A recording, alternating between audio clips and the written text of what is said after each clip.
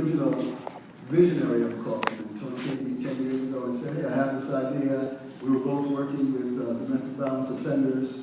I was running the largest program in the country, and he was doing great work throughout the country around working with domestic violence offenders in particular. And it really became clear that it's not about those individual men, it's not just an individual ill, but it's a social ill needing a social response. And we really then came together with this vision on Call Today, and the rest is history. We're very fortunate to have a message that's been very well received, and you'll get to see it and hear it firsthand today. So please join me in welcoming Tony Porter, co-founder of Flim.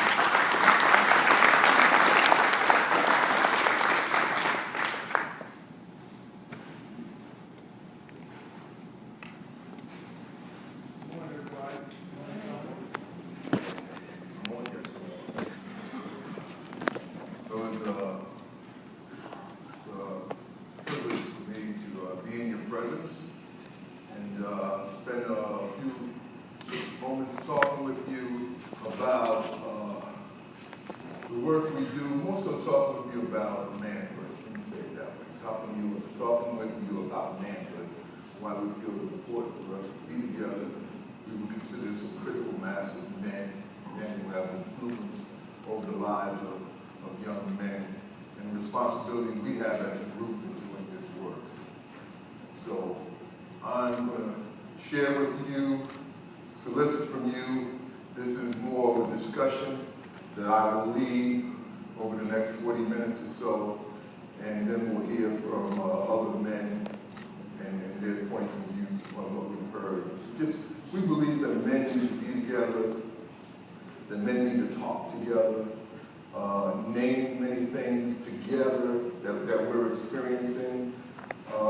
We don't believe in an academic experience, though we believe in academics, we believe in points of research and statistics and all of that. We use them, but in engaging men, we believe that men need to be together, reach out, grab each other's hearts. We believe in grabbing the hearts of men and having these kind of conversations. So that's what we're going to do.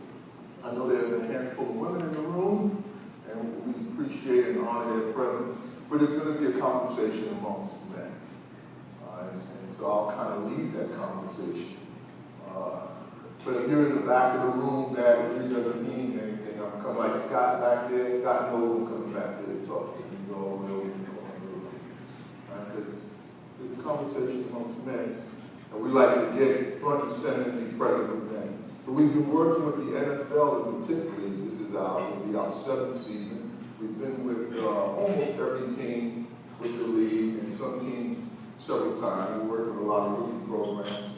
We'll be at the rookie symposium this year with the league. We went to the Seahawks maybe about 5 seasons ago. We were here and worked with your team. So we're honored to do that work, and we have a message that works for men. We love being men, we love being with men in a way that we as men can gravitate and connect with each other and do this good work. I really appreciate the speakers that have come before me. Pastor Presley, I think resonates somewhat with what you shared, Attorney General Ferguson. So, and that's the way we feel to be with men. Talk to my heart. Be transparent. Allow yourself to be vulnerable so those in your company can be vulnerable. So I'll try to model that as well in my conversation. So, what we're going to talk about is what we call manhood files. We have another name for it at times. We call them man files. But for today, we want to call them manhood files. Now, when you think of like computer files, if I do something wrong on the computer, I'm not too savvy to begin with. Sometimes you come up with a page of just files, and I don't make sense of what they all mean, but they're all there. Sometimes manhood works that way, just like these files that are running through our brain. We're not sure where we got the messages, but we got them. We're not sure as to how they all operate, but they operate and function, pretty much the same. We haven't been across the globe, but we've been in many countries outside of the U.S. Men tend to operate and think the same in most places we go. We've asked you, We've asked questions, well, can I bring my son? Sure, well, he's only 8. That's fine. Unfortunately, he could be sitting in this room with us right now, and he can take part in this conversation like a man is 8. With actually no problem. Actually, he hasn't been thought to be as politically correct yet. So he'll share more detailed information than most of us do. But the point is, unfortunately, and Pastor talked about that, is he already got it. He already got the message. He already understands his place and his role as a man. And so some of our work is really to name some of that stuff. We want to hold on to all the wonderful, rich things about being a man. So there are wonderful things about being a man. We want to lift up and honor you and all the work you do, but we want to also have a conversation about some of the stuff that's keeping us stuck. We want to engage you in that process of change. So when we look at these files of how the boys to become men, meaning that the files don't go away when we're men, but for many of us they start as boys. There are different things we experience. One of the things we experience as men is no fear. All right? That as men, we're supposed to operate as if we have no fear.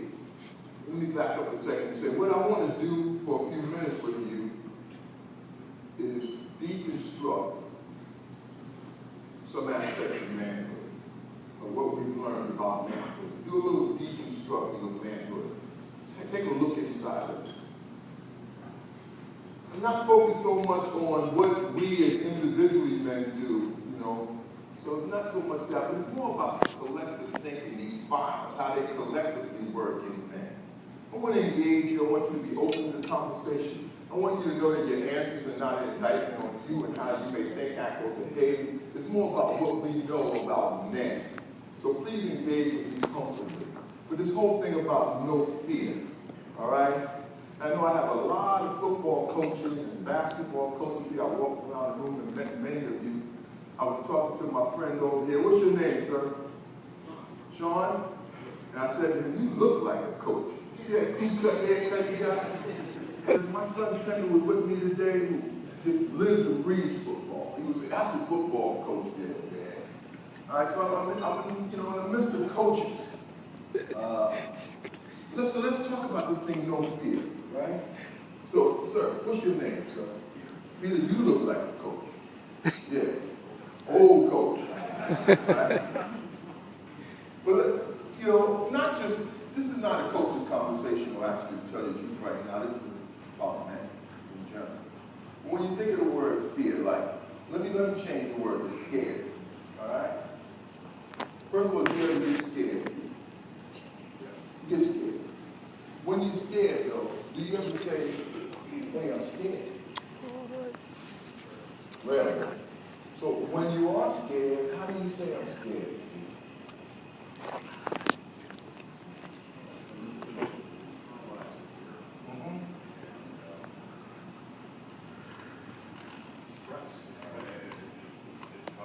Right. So Peter said he rarely, I appreciate your honesty and vulnerability. Peter says he rarely says I'm scared.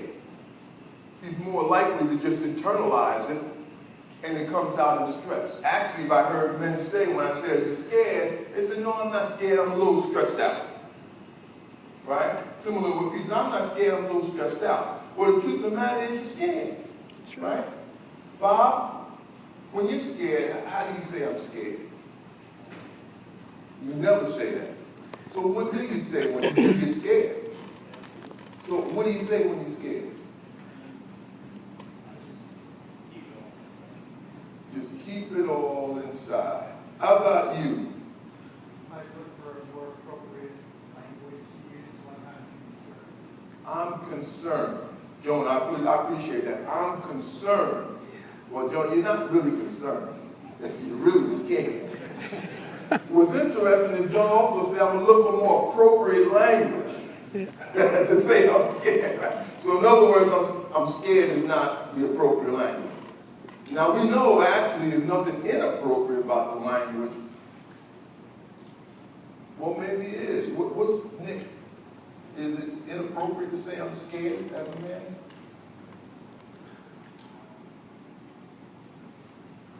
Do you use it? You say I'm scared when you're scared? Good for you. What about you, Mark? Is there something inappropriate about the word or the term I'm scared for men? You don't use it, but it's not inappropriate. So what is it, let's say it's challenging. What's challenging about it?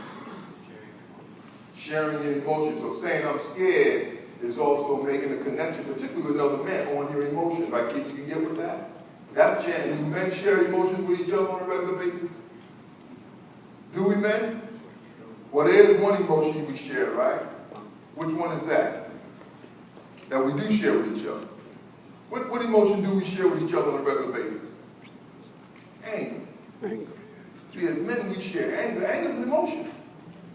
We do anger together, but we don't do fear. Now, actually, anger is a secondary emotion. I have any, like, psychologists here or clinicians here? If you're a clinician in the room, raise your hand. All right. So, now, anger is a secondary emotion, right? What's the secondary to?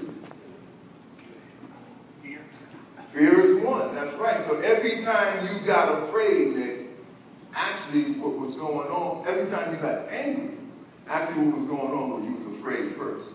Can you get with that? And the other emotion that anger is secondary to? Anybody know? Sort of kind of shame, but it's actually pain. So what I guarantee you is every time you got angry, every time you get angry, what you're really experiencing is fear or pain. But as men, we don't have permission to say, I'm hurt, right? So like if I came up to Mike here, right? And I said, Mike, you know, I'm really hurt inside, man. I'm really sad. I'm really feeling bad inside. As men, that's not how we talk. Now if I came to Mike and said, Mike, look, I'm pissed off, right? Now as men, we can get with that. So I can come with anger, but if I come with hurt, if I come with fear, those are emotions that we as men have not given each other permission to express. So if I can't say I'm scared, how do I teach my son and other boys to say I'm scared? Now, it's fine for my daughter to say she's scared, right? Say she's scared anytime. If you're scared, say you're scared. If you're scared, tell me you're scared. But think about how we treat our sons and other boys. And even in sports, that whole no fear concept is really embedded in sports. I know what we mean. What we mean is try harder, is what we really mean. It's simply try harder. But no fear seems to be the words that come up a lot more often. I want you to think about that. If our boys have no fear, what then does that lead to? What then could that lead to? This whole concept of no fear, no pain, all right? No weakness. Now, do you ever feel weak? What's your name, son? Aaron? So you do feel weak sometime, Aaron, right? As a man, we do feel weak.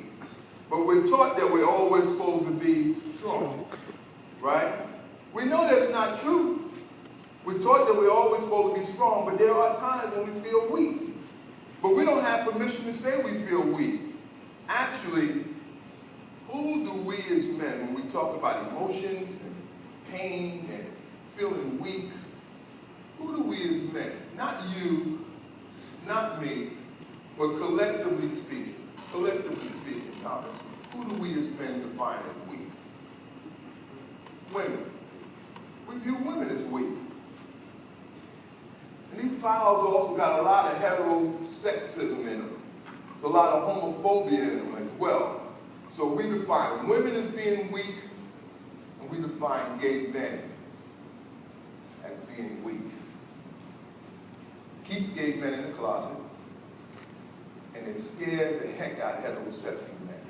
So it keeps us trying to be strong when we know in those moments we are weak. But we don't have permission to say we're weak. Our boys don't have permission to say they're weak. So we have to pretend. Our young men say they have to front, right? They can't talk about where they're really at emotionally. And I always find it interesting that men are strong, women are weak.